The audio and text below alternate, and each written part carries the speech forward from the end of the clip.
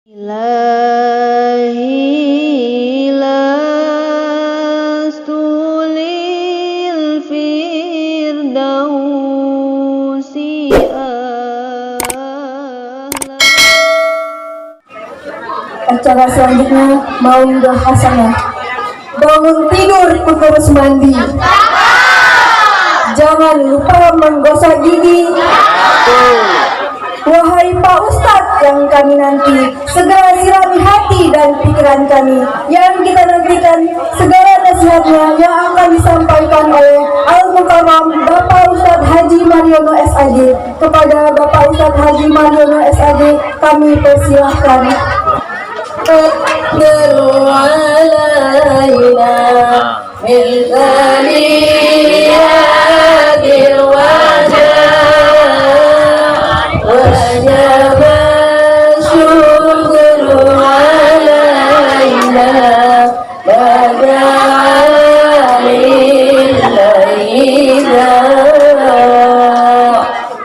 Assalamualaikum warahmatullahi wabarakatuh. Alhamdulillahirabbil alamin. Assalatu wassalamu ala asrafil anbiya wal mursalin wa ala alihi washabihi ajma'in, amma ba'du. Bapak Ibu, khususnya segenap Dewan Guru TPQ Al Jihad, seluruh wali santri, hadirin hadirat rahimakumullah. Langsung saja, karena mungkin masih ada acara lain, saya pun ada acara lagi di Golden Throne ya, beserta Bapak Ibu Hajah Marlin Agustina, Wakil Gubernur Provinsi Kepulauan Riau. Langsung saja kepada orang tua, Qu anfusakum wa ahlikum nar. Jaga dirimu dan keluargamu dari api neraka. Yang harus kita catat orang tua yang berkewajiban membina anak, menyelamatkan fisiknya, membina rohaninya. Perintah Allah bukan kepada kepala negara, bukan kepada gubernur, bukan kepada wali kota, bukan kepada camat, bukan kepada lurah, bukan kepada RT, dan juga bukan kepada guru TPQ. Perintahnya kepada orang tua. Kalau orang tua tidak punya waktu, kalau orang tua tidak ada kemampuan karena sesuatu hal, kita boleh kerjasama dengan sekolah, kerjasama dengan PPQ. Kewajiban orang tua tidak gugur. Bisa dipahami? Caranya orang tua membina anak kalau tidak bisa sendiri, kerjasama dengan pihak lain. Salah satunya PPQ. Namanya kerjasama, kesepakatan awal harus kita pahami. Yang pertama, tugas guru ngaji ngajar dengan baik. Tugas wali santri atau tugas orang tua, 3 saja. Bapak Ibu ya. 1, bayar SPP-nya. Ini kita ngabiskan pulsa 1 bulan bisa 300.000. Bayar SPP 100.000 tak sanggup, terlalulah kita. Ini kewajiban orang tua. Saya sering ditanya orang, Pak, berdosakah wali santri yang tidak membayar SPP anak? Saya pastikan berdosa. Kalau dari awal ada kesepakatan membayar. Bisa dipahami? Tuh. Yang kedua, kontrol anak itu ngaji apa tidak. Artinya kalau dia berangkat dari TPQ, katakanlah ini ngajinya sore pun, sore dengan malam, kontrol sampai ke tempat TPQ. Jika perlu intip, ini mak-mak jangan ngintip HP terus, cek. Nanti kalau anaknya tidak ada kemampuan atau 1 tahun imtihannya kurang, belum tentu salah gurunya, jangan-jangan anaknya nggak ngaji, cek dia. Yang kedua.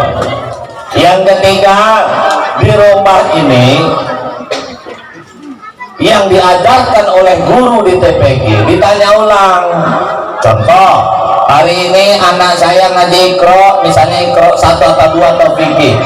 Sampai di rumah, Bu ya, ibu tanya lagi, nak tadi yang diajar gurumu apa? walaupun ibu tak paham, pura-pura paham aja. Supaya apa? Supaya anak itu diperhatikan orang tuanya, begitu. Makanya pentingnya orang tua mendapat informasi dari guru setiap hari, belajar apa gitu. Harapannya apa yang diajarkan di TPG ditanya ulang di rumahnya oleh orang tua, sehingga anak belajar serius. Itu kepada orang tua, bisa dipahami Bu ya.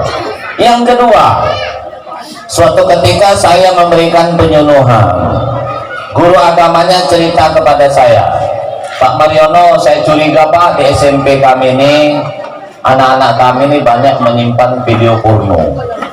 Nah setelah itu saya kerjasama dengan pihak sekolah, saya suruh gurunya, kebetulan waktu saya acara begini sambil makan snack ya, kepala sekolahnya melaksanakan.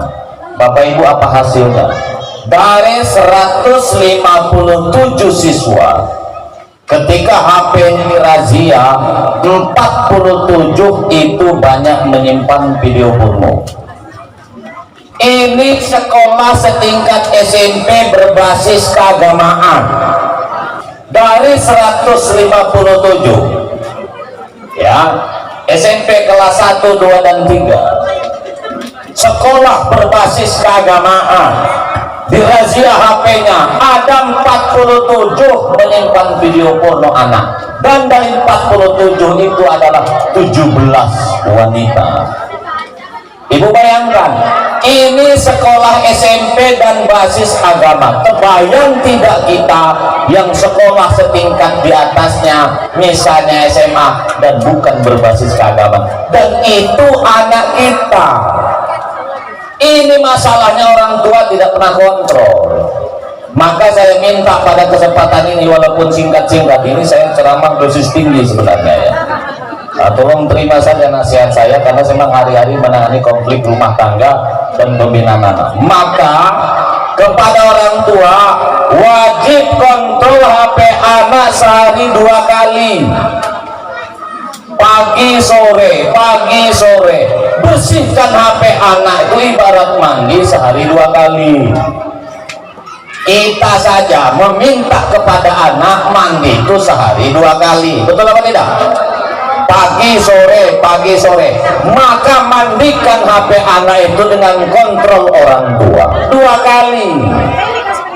Nah, kalau ibu tidak sanggup mengontrol HP anak, karena anak itu main gila HP jadi password, ya ibu bisa kerjasama dengan sekolah seperti yang saya ceritakan tadi. Gurunya diajak bicara, kalau ada hal-hal yang negatif pada HP anaknya, nggak usah diumumkan di publik, cukup orang tuanya saja yang tahu, kalau orang tuanya tidak bisa. Nah, supaya HP anak bisa dibuka, saya ulangi, anak yang biasa mempassword HP, supaya HP anak bisa dibuka, pastikan HP suami istri juga bisa saling buka. Maka saya minta bapak-bapak yang biasa menyembunyikan isi HP dengan mini, tobatlah. Begitu juga mama sekarang nih Pak, gara-gara HP yang gila ini, bukan lagi-lagi Pak, emak-emak pun gila juga. Ini gara-gara HP. Loh, bagaimana mungkin kita akan bebas membuka HP anak kalau suami istri pun sembunyi-sembunyi? Betul apa tidak? Maka saya mintalah, sudahlah, kita tobat saja. Ada yang mengatakan, Pak Mariono, HP ini kan privasi, suami istri tidak boleh ada privasi. Yang privasi itu belum nikah. Lihat undang-undang pernikahan, ya, suami istri wajib transparan, itu satu. Dalam undang-undang kepemilikan harta, harta yang diperoleh setelah menikah adalah milik bersama. Saya tanya, HP ini harta atau bukan? Harta atau bukan? Karena itu harta, berarti setelah nikah milik bersama. Maka HP suami wajib bebas dibuka istri, HP istri pun wajib bebas dibuka suami. Ini hari apa nih? Hari Minggu. Oke, tes aja Bapak Ibu. Nanti sore. Karena begini ya, ibu atau suami ingin tahu istrinya baik atau tidak, ingin tahu suaminya baik atau tidak, ingin tahu anak saya baik atau tidak. Ukurannya sekarang tidak cukup yang rajin puasa, tidak cukup yang rajin sholat, tidak cukup yang rajin ke masjid, tapi terbuka HP. Kalau dulu ada istilah, Bapak Ibu ya, pada diri kalian ada yang namanya mudgo. Mudgo itu segumpal darah, itu hadis Nabi. Mudgo itu adalah hati. Hatinya baik, baiklah jasadnya. Tak baik hatinya, tak baiklah semua. Tahu nggak Bapak Ibu? Hati zaman sekarang adalah hati. Karena hati kita sekarang sudah pindah ke situ.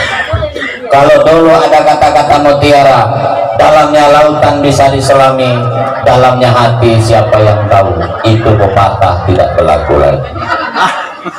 Sekarang ini dalamnya lautan susah diselami, dalamnya hati buka HP. Oke, ini hari Minggu, nanti habis maghrib tes ibu, ambil HP suami di atas meja, apa reaksinya? Kalau suami ibu membiarkan HP-nya dibuka istri, dalam waktu lama dan suami tenang-tenang saja, membiarkan HP-nya dibuka istri dalam waktu lama dan berulang-ulang, suami tak marah, berarti suami ibu aman. Tapi istri jangan terlalu percaya Bu ya, kadang akal suami ini panjang, tapi relatif aman. Tapi jangan habis acara nih Bu, habis maghrib. Habis ini jangan, nanti habis maghrib aja. Oke. Kalau suami HP-nya diambil, dia marah, macam cacing kepanasan, bingung, resah, gelisah. Saya umumkan suami ibu itu bermasalah. Tidak usah nanya dengan dukun buang-buang duit. Mariono jawabannya Pak. HP suami masuk dalam kolornya, tidur bantalan HP, angkat telepon lari ke halaman, buka WA sembunyi-sembunyi, itu HP passwordnya berlapis. Ini suami berbahaya yang seperti ini. Mari kita tobat demi anak kita. Ini kadang ya Allah, kenapa banyak pakai kode? Tertulis di situ misalnya Junaidi, setelah dibuka Linda rupanya. Kalau Ibu kontrol HP itu. Tapi saya minta kepada bapak-bapak, bapak jangan terlalu tenang, jangan terlalu cuek dengan HP istri Pak. Sekarang ini bini pun gila juga sama. Karena bapak nggak sadar saja, karena nggak pernah kontrol HP istri. Saya ini Pak hari-hari menangani konflik rumah tangga, karena memang saya sebagai mediator dan konsultan konflik rumah tangga. Sama Pak istri, saya belum pernah menemukan ada istri yang tidak paham Android. Tapi bapak-bapak banyak yang tidak paham HP. Apa maksud saya? Ternyata wanita ini lebih canggih Pak daripada kita ini. Maka bapak kontrol juga HP istri ini. Bapak belum tentu sehari update status. Kita laki-laki ini Pak, kadang seminggu pun tak berubah status. Coba bini kita Pak, ya Allah Pak, ini sehari bisa 5 kali. Masuk ke sini sudah selfie lagi, satu. Ini pagi nih Pak, nanti foto lagi, dua. Bahkan dari belakang, lah masuk lagi. Semua masuk Facebook.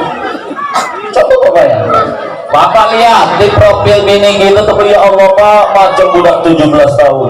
Padahal sudah 47 tahun. Kita laki-laki Pak jarang rehat foto yang berlebihan itu. Coba Bapak profil kita laki-laki, jarang kan yang aneh-aneh. Coba yang wanita, ya Allah Pak, jerawatnya pun banyak, dia macam halus mulus.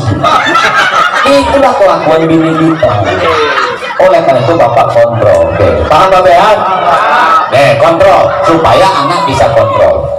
Yang kedua, Pak ya, untuk mendidik anak tadi, orang tua harus fokus urus anak. Ibu, Bu, mendidik anak sekarang nggak bisa setengah-setengah. karena godaan dari atas, dari bawah, dari kiri, dari kanan. Ibarat perang, ada sekarang ini serangan udara, dunia maya, serangan darat, balap liar, narkoba, serangan laut, itulah yang pengaruh luar. Intinya mendidik anak sekarang harus all out serius. Supaya serius diri anak, Bu, Ibu, saya minta kepada ibu jangan terlalu banyak kegiatan, fokus urus anak. Suami ibu sudah capek-capek kerja, panas kepanasan, hujan kehujanan. Tugas bini ini sederhana, urus anak, urus rumah, urus suami, tok, tak ada yang lain. Kalau emak kita zaman dulu, selain urus anak, urus suami, urus rumah, juga nyari duit ke kebun, ke ladang, panas-panasan. Istri tidak. Sekarang ini urus suami, urus anak, urus rumah, sudah harus semacam-macam. Ibu boleh banyak kegiatan termasuk majelis taklim, jangan terlalu banyak ikut majelis taklim itu.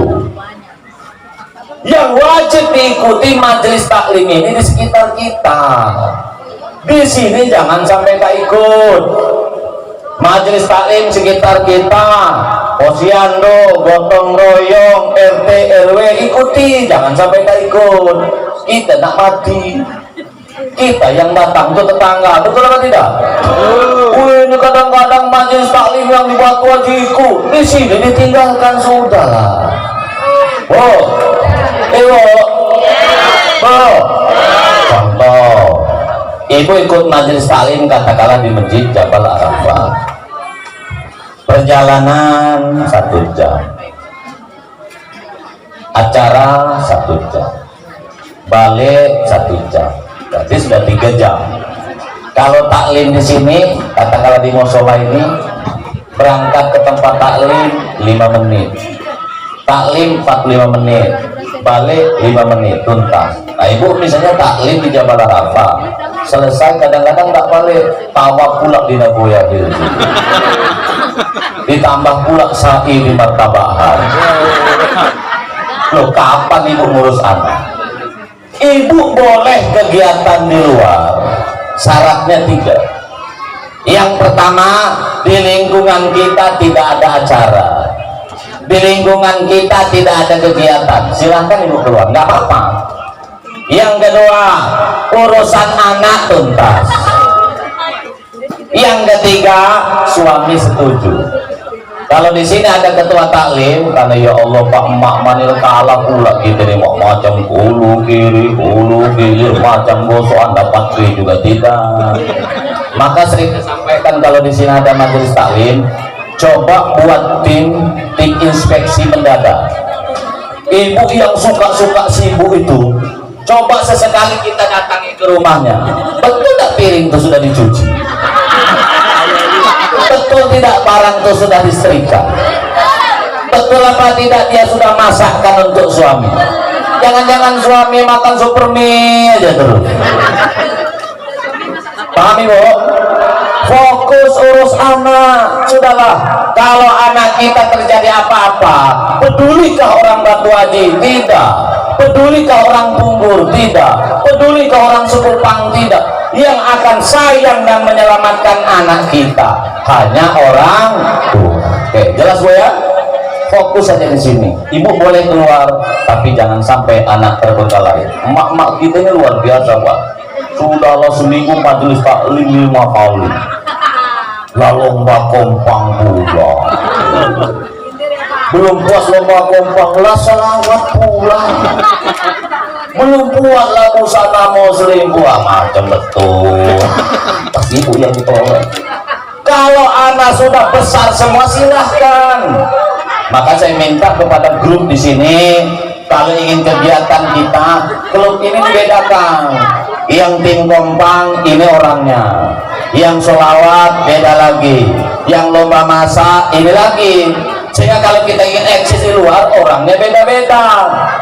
Ini yang jadi masalah, kompang dia, sholawat dia, lomba masak dia. Kita punya anak, maka ketua ini mikir juga dia ada anak, selamatkan anaknya. Oke, kepada bapak-bapak, bapak, pak, Dengar cakap saya. Ingat Pak, balik dari sini, buka lemari, cari jabatan Bapak itu apa. Ada selembar kertas yang diterbitkan di SDUK, kakak namanya. Apa jabatan Bapak? Kepala keluarga. Kita bukan kepala negara. Urusan Jokowi membangun ibu kota negara itu urusan dia. Ngapain kita sibuk mikirkan negara? Negara urusan presiden, gubernur, pemerintah provinsi urusan gubernur, kota Batam urusan wali kota, kecamatan urusan camat, kelurahan urusan lurah. Bapak ini tidak usah terlalu muluk-muluk Pak, ditugaskan oleh Allah dan pemerintah cuman kepala keluarga. Maka saya minta Pak, kalau Bapak kerja berangkat jam 7 balik jam 4, setelah jam 4 cepat balik urus anak, dampingi belajarnya, ajak dia ke masjid, dampingi dia baca Al-Quran. Begitu Pak. Ini balik dari kantor jam 4 nongkrong pula di kedai kopi, cerita pula ketika urang leher bagus mana untuk gubernur ke depan Pak Rudi dengan Pak Ansar. Apa? Tim sukses bukan, berhentilah. Anak kita harus yang selamatkan. Perkara siapa yang jadi gubernur urusan mereka Pak. Sudahlah, ngapain kita pusing? Betul orang leher pula mana yang paling bagus Pak Amsakar Ibu Marina. Sudahlah, lebih bagus Bapak balik urus anak aja ke masjid sholat berjamaah. Lama-lama Bapak di kedai kopi coba lihat over seru Pak. Bisnis pula yang diceritakan miliaran, duit di dompet tinggal 5.000. Cerita paham Pak? Paham ya? Kalau anak kita berantakan gara-gara narkoba, Jokowi sedih atau tidak? Tidak. Siapa yang bertaranam? Orang tua. Oke, yang terakhir, mendidik anak kita sekarang, keluarga, bapak ibu harus sakinah mawaddah wa. Intinya, saya ingin berikan ayatkan contohkan ikan emas ada di air tawar atau bukan? Di air tawar ya. Air tawar itu tempat ikan emas yang nyaman. Tiba-tiba air tawar itu yang banyak ikannya kita campur aduk dengan air yang kotor-kotor, maka apa yang terjadi? Ikan itu bisa mati atau meloncat keluar. Bisa dipahami? Anak kita dibutuhkan rumah tangga yang damai. Makanya kalau keluarga ingin anaknya betah di rumah, dipastikan ibu layani kebutuhan anak dan juga rumah tangga harus sakinah. Kalau tidak bisa sakinah, minimal seperti sakinah. Makanya orang tua jangan biasa ribut di hadapan anak. Bisa dipahami Bu? Maka rumah tangga harus kepada bapak, bini Pak yang selalu berhadapan dengan anak. Betul atau tidak Bu? Istri yang berhadapan dengan anak, betul tidak Bu? Maka istri kita Pak, supaya fokus ngurus anak, maka harus damai. Supaya istri damai Pak, dua saja di mata istri Pak. Dengarkan baik-baik Pak. Istri tak butuh suami jadi pejabat, tak ada dia. Istri tak terlalu butuh suami ganteng. Istri tak terlalu butuh suami berpangkat. Yang dibutuhkan istri dua saja. Suami jangan pernah selingkuh, duitnya tidak pernah putus. Itu aja kepada dia Pak. Istri tak akan pernah menyesal bapak tak jadi pejabat. Tak ada Pak bini pening gara-gara bapak tak jadi anggota DPR. Tak ada masalah. Dua saja, jangan selingkuh, duitnya tidak putus. Maka kepada bapak, jangan pernah selingkuh. Kalau bapak sudah selingkuh, dipastikan rumah tangga akan berantakan. Siapa yang akan terdampak pertama? Anak itu yang saya maksud tadi. Oh ya, kalau nak begini lagi ngomong baik-baik. Kalau tak ketemu calonnya, lapor saya. Karena saya buka biro jodoh. Sekarang ada 297 stok yang mau dijadikan istri kedua pun ada. Ada yang janda di sini. Nah, lapor saya. Saya buka biro jodoh. Lihat di mobil saya tuh, konsultan keluarga dan biro jodoh. Mana tahu bapak nak poligami tak ada pasangan, lapor saya. Tapi saya minta istrinya harus setuju, jangan sembunyi-sembunyi. Mana bisa sembunyi-sembunyi, rumah tangga pasti akan berantakan. Jadi jangan selingkuh, Pak.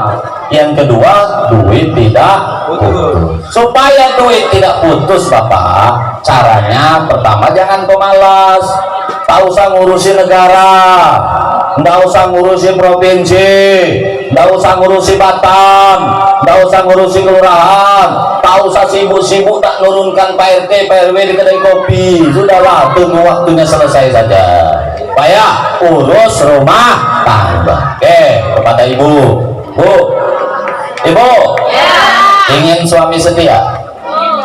Ibu ingat, musuh besar suami bukan istri yang tak cantik, tapi cerewet. Paham tidak, Bu? Ibu jangan cerai. Ibu jangan cerai. Kalau ibu terlalu cerewet, walaupun ibu rajin sholat, rajin ngaji, rajin tahajud, rajin ke masjid, kalau cerewet di mata laki-laki itu istri yang tak betul. Bisa paham, Bu? Bisa paham, Bu? Jangan cerewet. Ibu boleh cerewet, syaratnya 4. 1, volume suara jangan terlalu kuat-kuat, maksimal 25%.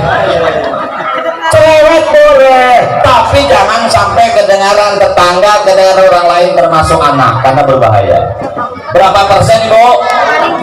25%. Yang kedua, Ibu, ya, kalimat yang dicerewetkan tidak boleh berulang-ulang. Kalau ibu marah dengan suami cerewet karena air listrik belum dibayar, fokus ke situ saja yang dipermasalahkan. Omongkan, ini kasus sudah 7 kali ganti RW masih diingat-ingat. Ini barang sudah gali 7 kali RW, ini masih diingat-ingat. Tidak. Makanya saya minta kepada ibu-ibu, kalau mau cerewet dikonsep dulu. Nggak apa-apa, Bu, supaya Bu nggak ngawur kemana-mana. Oke, jelas, Bu, ya. Kedua. Yang ketiga, nggak usah menyebut suku nenek moyang leluhurnya. Apa yang dipersoalkan sampaikan. Ini suku dasar Jawa busuk, pandang bengkok, apalah. Fokus saja apa masalah. Nggak usah sebut nenek moyang, keturunan, mamanya tak baik, dasar papa tuh sama dengan emaknya tak betul juga. Lagi itu yang buat suami marah. Yang terakhir, tidak usah tumpah di media sosial. Ini kadang ini marah nih, Pak, di medsos pula, tidak boleh. Paham, ya? Tapi kepada bapak, supaya istri ini cerewetnya nggak berlebihan. Kalau istri lagi cerewet, Pak, dengarkan. Jangan dengarkan, Pak. Kenapa? Karena begini, Pak. Dalam ilmu psikologi, wanita ini mampu mengeluarkan kata-kata per hari 24.000 per hari. Laki-laki 7.000. Laki-laki banyak keluar, ketemu temannya di kedai kopi, apalagi sebagai guru, ngomong saja terus, maka kalimat banyak habis. Sampai di rumah kehabisan modal, makanya kadang berdiam. Bini ngomong, habis modal itu, nunggu jam 12 malam lagi besok, baru ngumpul lagi dia modal. Sementara bini di rumah, ke belakang, nengok kucing. Ini kalimat tak keluar-keluar dalam tubuh nih kan. Akhirnya sampai suami, sampai anak meledak dia.